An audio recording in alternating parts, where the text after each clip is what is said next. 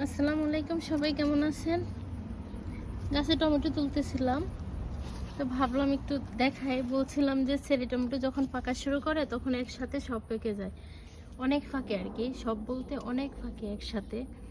দেখুন পুরা গাছে, আর গাছগুলো হচ্ছে সব একদম হেলে পড়ে গেছে ওইদিকে, অনেক লম্বা হয় তো ওই দিক থেকে সব ওইদিকে ঝুঁকে গেছে। যেদিকে ঝুঁকে পড়ে গেছে ওইদিকে নিচে প্রচুর আছে, আমি জানি না ওগুলো কিভাবে তুলবো। আজকে চেষ্টা করব গাছগুলোকে একটু সোজা করে বেঁধে দেওয়ার জন্য।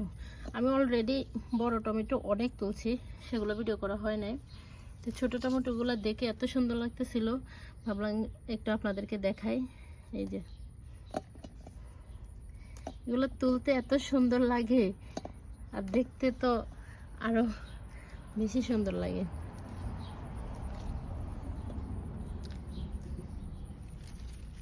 এই চেরি টমেটো হচ্ছে যখন ধরে আর একসাথে পাকে, এটাই খুব ভালো লাগে। এই যে কি যে কালার, আর এত টসটসা টমেটো। এটাকে তো সালাতের সাথে খাই আমেরিকানরা, আমরাও খাই।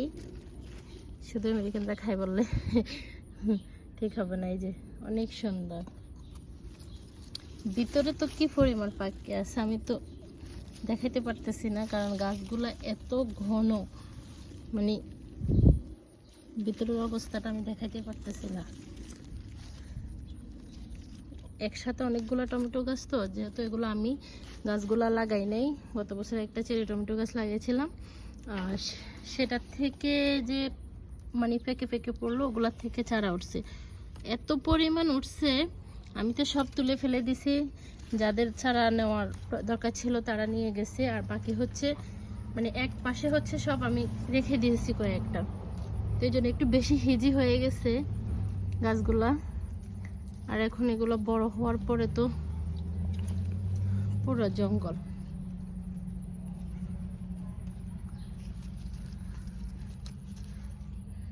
মাশাআল্লাহ, অনেক টাইম লাগবে, কারণ এত ফেকেছে। আমি তো হচ্ছে এখানে শুধু একটা পাশ দেখাতে পারতেছি, যে গাছগুলা যে উল্টা পাশে পড়ে আছে এগুলোর নিচে যে কি পরিমাণ টমেটো পাকছে সেটা দেখাই যাচ্ছে না। শুধু এই যে এতটুকুই দেখাইতে পারতেছি যেগুলো পড়ে আছে।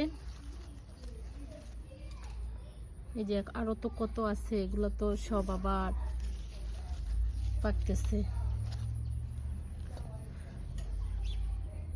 এই যে ভিতরে এভাবে হাত দিয়ে দিয়ে দেখে দেখে নিয়ে আসতে হবে, পুরা পাতার নিচে সব।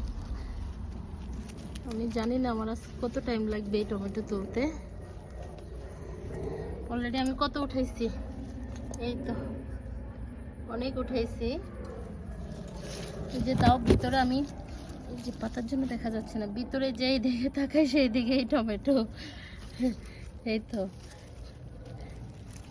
মায়ও লাগে, না তুলেও পারি না, পরে পরে গত বছর তো লাস্টে সব এরকম পরে পরে পচে গেছে, আর সেখান থেকে এই গাছগুলো হয়েছে।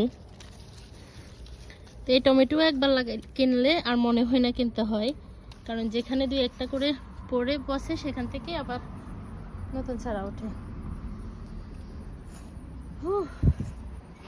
টমেটো তুলতে তুলতে তো আমি টায়ার্ড হয়ে গেলাম।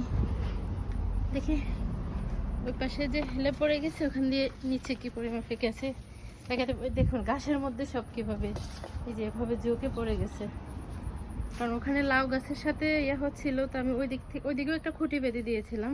ওই দিক থেকে যখন একটু এগুলাকে এদিকে ইয়া করে দিয়েছিলাম লাউ গাছের দিকে যাতে না হয়, কারণ এগুলো লতা হয়ে যাচ্ছিল। পরে দেখি সবগুলো এদিকে পড়েই গেল।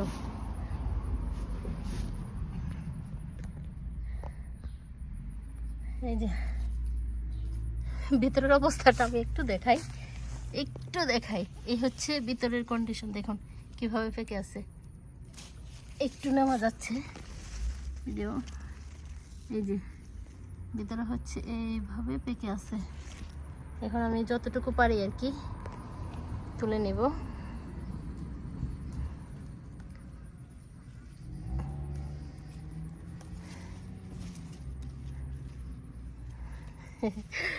মাশাআল্লাহ, এমন টমেটো দেখলে কার না ভালো লাগে, মনটাই ভালো হয়ে যায়। এই যে এই তো ভিডিওটা অনেক লম্বা হয়ে যাচ্ছে, অতটা লম্বা করব না। ওই যে বলটা ওখানে রেখে আসলাম, এ পর্যন্তই রেখে দিলাম ভিডিওটা। সবাই ভালো থাকবেন, যারা যারা দেখছেন থ্যাংক ইউ।